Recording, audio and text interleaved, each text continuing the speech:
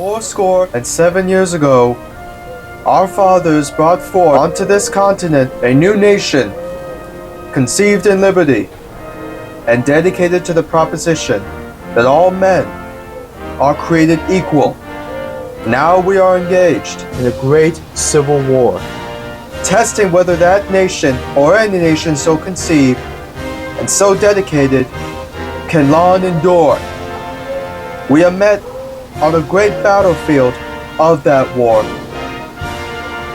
We have come to dedicate a portion of that field as a final resting place for those here who gave their lives that that nation might live. It's altogether fitting and proper that we should do this. But in a larger sense, we cannot dedicate, we cannot consecrate, we cannot hallow this ground.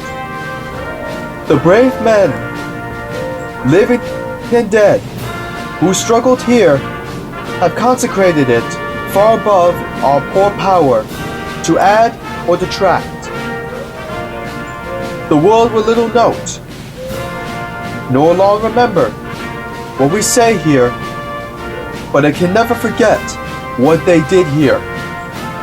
It is fitting for us, the living, rather, to be dedicated here to the unfinished work which they who fought here have thus far so nobly advanced.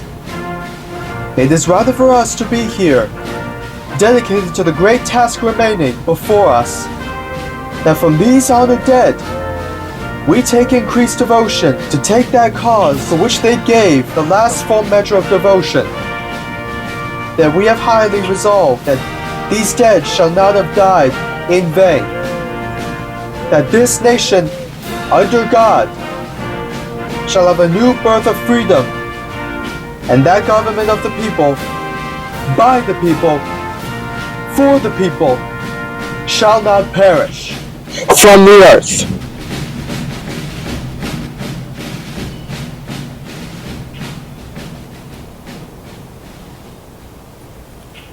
Thank you, my fellow Americans, and may God bless us all.